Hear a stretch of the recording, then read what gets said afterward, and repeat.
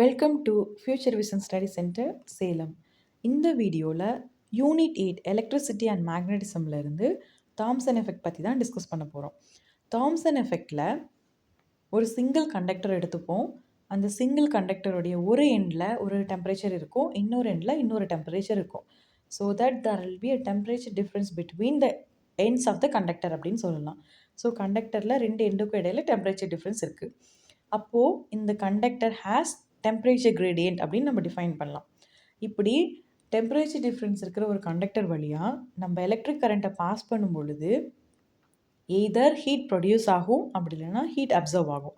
இந்த ப்ராசஸ்க்கு பேர் தான் தாம்சன் எஃபெக்ட்.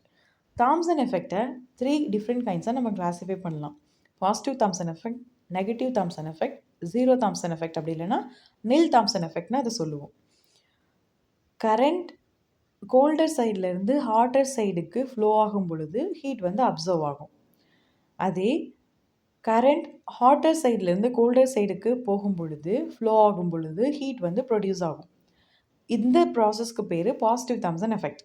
இதுக்கு பெஸ்ட் எக்ஸாம்பிள் என்ன அப்படின்னா காப்பர், சில்வர், ஜிங்க், கேட்மியம் இதெல்லாம் எக்ஸாம்பிளாக சொல்லலாம்.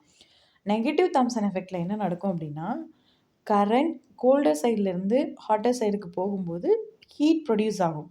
வேறஸ் கரண்ட் ஹாட்டர் சைட்லேருந்து கோல்டர் சைடுக்கு போகும்போது ஹீட் வந்து அப்சர்வ் ஆகும், which is just opposite to the positive Thomson effect. So negative Thomson effect opposite to the positive Thomson எஃபெக்ட்னு நம்ம சொல்லலாம். நெகட்டிவ் தாம்சன் எஃபெக்ட் நடக்கிற மெட்டீரியல்ஸ்க்கு எக்ஸாம்பிள் என்ன சொல்லலாம் அப்படின்னா அயன், பிளாட்டினம், கோபால், நிக்கல் இதெல்லாம் சொல்லலாம். ஜீரோ தாம்சன் எஃபெக்ட் சில மெட்டீரியலில் நடக்கும். அப்போது கரண்ட் ஃப்ளோ ஆகும் பொழுது ஹீட் அப்சர்வும் ஆகாது, ஹீட் ப்ரொடியூஸும் ஆகாது. இந்த மாதிரி ப்ரொடியூஸ் ஆகிற அண்ட் அப்சர்வ் ஆகிற ஹீட் வந்து கரண்ட்டுடைய டைரக்ஷனில் பாசிட்டிவ் தாம்சன் எஃபெக்ட்லையும் நெகட்டிவ் தாம்சன் எஃபெக்ட்லையும் டிபெண்ட் பண்ணி இருக்கும்.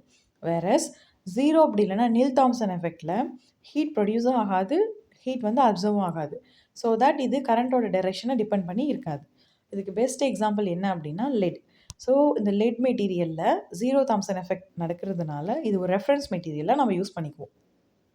இப்போ பார்த்து இந்த கான்செப்ட் வச்சு ஒரு கொஷின் டிஸ்கஸ் பண்ணலாம்.